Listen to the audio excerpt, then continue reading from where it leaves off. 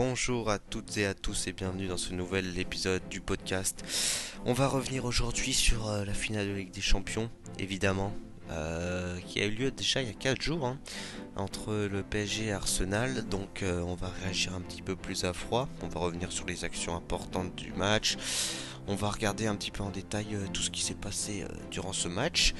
Et on va essayer de décrypter un petit peu qu'est-ce que ça va pouvoir engendrer pour la Coupe du Monde et le Ballon d'Or notamment.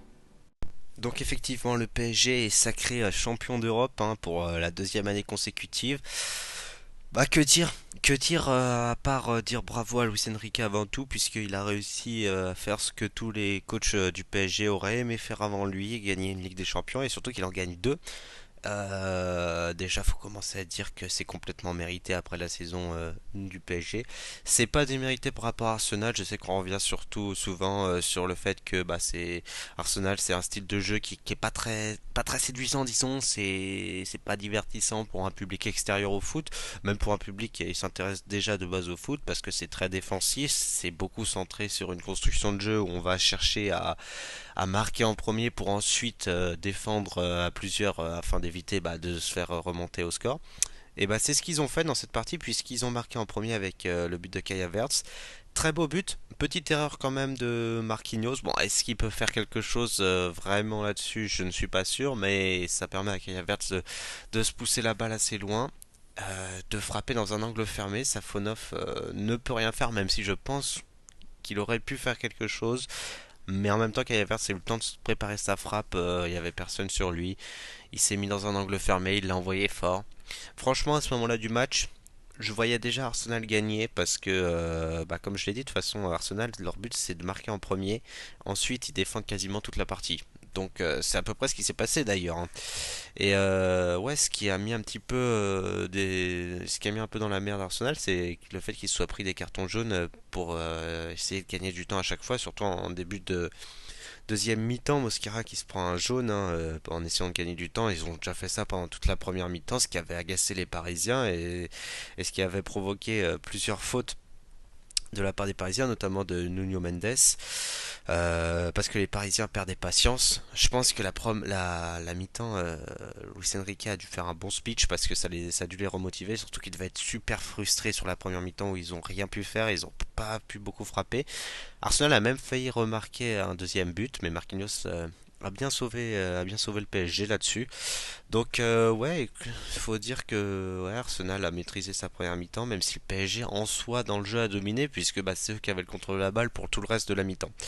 Mais l'avantage que l'arbitre ait mis des cartons jaunes assez tôt dans la deuxième mi-temps, c'est que ça a empêché un petit peu plus Arsenal de jouer son style de jeu, de gagner du temps, etc. Donc ça a pu remettre un certain dynamisme dans le match, même si c'était pas non plus hyper divertissant.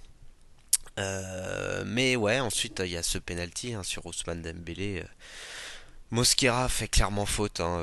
Je pense que c'est pas non plus la honte du siècle de ne pas siffler penalty. D'autant plus qu'en première mi-temps il y avait la main de Saka qui a pas été sifflée. Donc bon là ça aurait été peut-être un petit peu scandaleux de ne pas siffler ce penalty là, surtout qu'il est assez logique.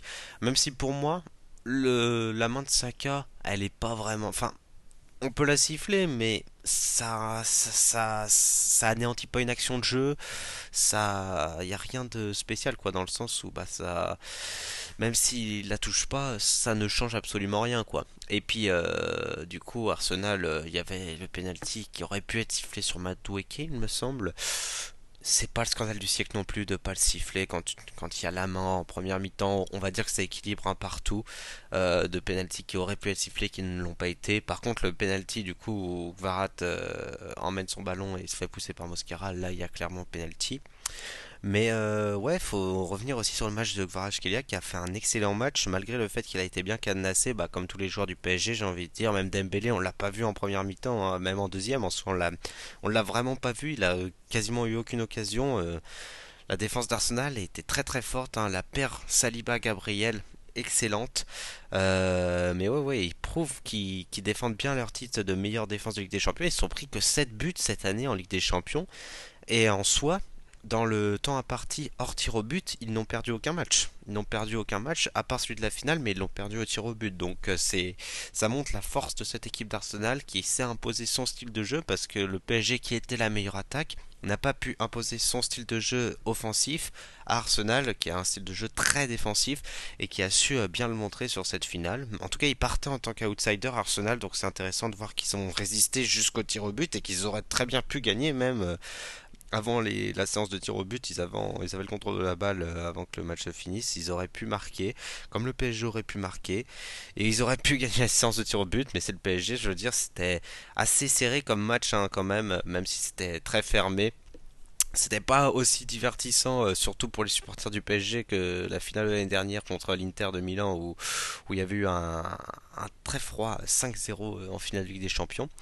Mais ouais, ça permet au PSG de gagner sa deuxième Ligue des Champions, puisqu'au tir au but, bah, c'est le PSG qui l'emporte après le penalty loupé de Gabriel.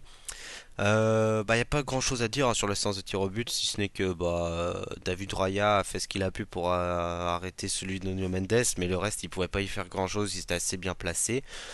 Berechi Eze s'est complètement loupé. Le problème, c'est que Safonov il donne aucune indication jusqu'au dernier moment. Donc, je pense qu'il a un peu paniqué. Il a essayé de l'envoyer fort à gauche, mais il l'a envoyé trop à gauche, justement. Il aurait pas dû faire cette mini course d'élan bizarre. Et puis, Gabriel, bah, je pense qu'il avait aussi la pression de l'enjeu. Hein, et bon, on peut pas trop lui en vouloir. Je pense pas que les supporters d'Arsenal lui en veulent. Ça reste une magnifique saison d'Arsenal qui fait une finale de Ligue des Champions et qui gagne la première ligue. C'est dommage pour Arsenal qui a jamais gagné avec des champions et qui se retrouve en finale 20 ans après. C'est aussi dommage pour Thierry Henry qui était venu en tant que, comment on peut dire ça, égérie en soi d'Arsenal pour cette finale de Ligue des Champions. Pour le PSG, c'était Kimpembe qui a amené du coup la coupe à Marquinhos. Mais ouais, le seul truc que je retiens, c'est que le PSG a vraiment besoin d'un gardien de but. Parce que j'entends beaucoup de gens dire comme quoi Safonov est très bon, que c'est un très bon gardien, mais ça fera pas l'affaire, quoi. Ça reste un gardien remplaçant. Safonov est pas si bon que ça. Même contre le Bayern, on l'a vu, il a pas été transcendant. La plupart des arrêts qu'il avait fait au match retour, c'était des frappes très faciles à arrêter pour lui et qu'il aurait pu cadrer pour la plupart. La seule balle qui était bien placée, c'était celle de Kane et bah il a rien pu faire.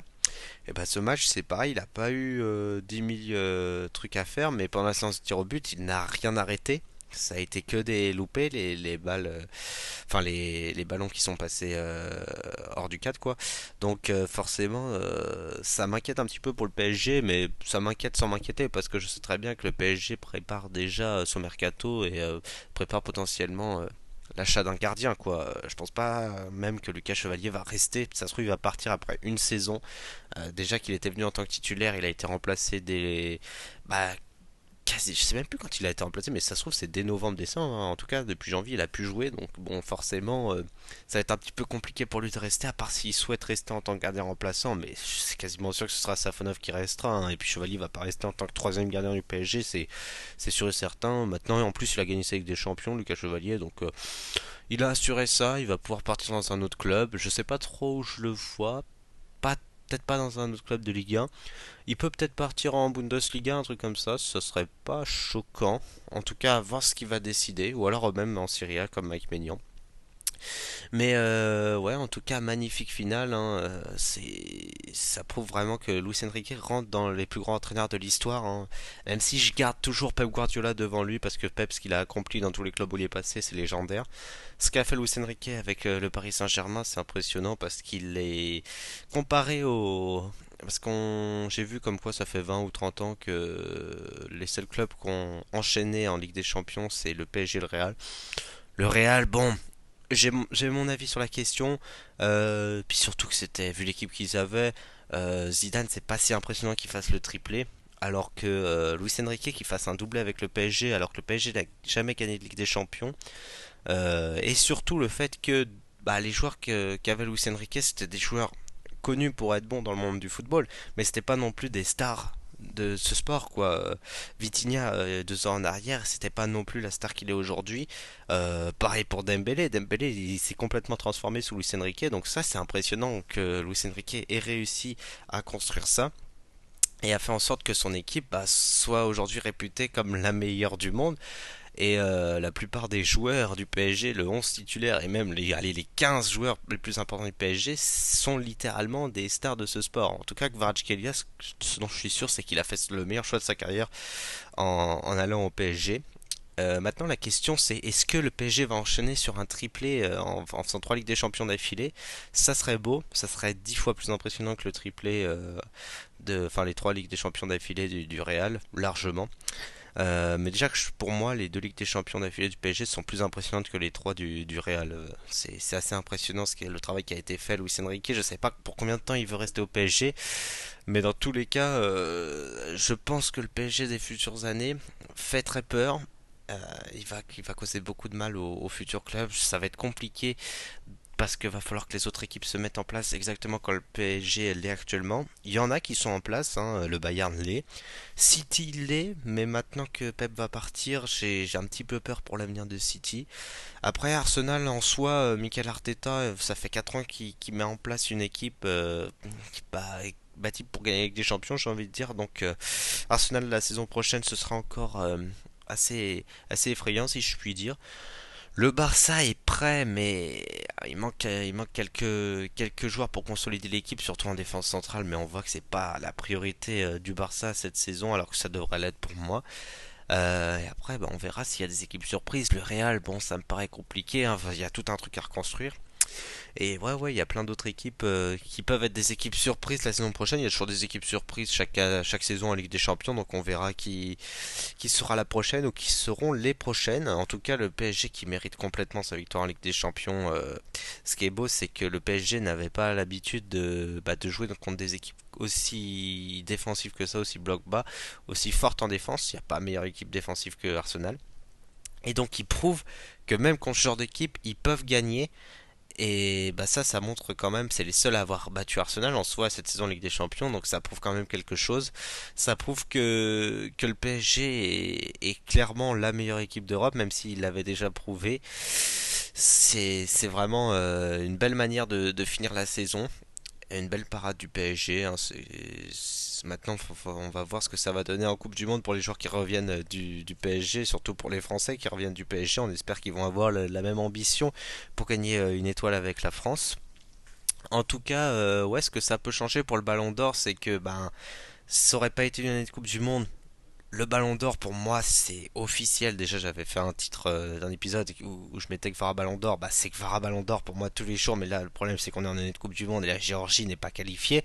Et même si elle l'était, je suis pas sûr que la Géorgie aurait été très loin. Même si Kvara aurait essayé de carrer un peu, mais avec Mikotadze et tout. Mais bon, ça reste assez limité cette équipe de la Géorgie. Mais ouais non quand même c'est le meilleur joueur de la Ligue des Champions. C'est complètement normal. En fait chaque match il a été important et impactant. Pour moi, Dembélé, bah en fait, c'est que si la France gagne la Coupe du Monde, peut-être que ce sera le Ballon d'Or logique, mais c'est que par rapport à la saison dernière, il n'a pas été très impactant, Dembélé. Enfin, dans les joueurs du PSG, pour moi, c'est pas le plus important. C'est probablement Guevara, Vitinha et je mettrais un Pacho, hein. C'est les 3 joueurs vraiment importants du PSG, même s'ils sont tous importants, c'est vraiment le collectif qui fait la force du PSG. Mais si je dois détacher 3 joueurs, ce serait ceux-là, parce que Dembélé a été encore une fois cette année bon, mais est-ce que il est prétendant au Ballon d'Or cette année encore?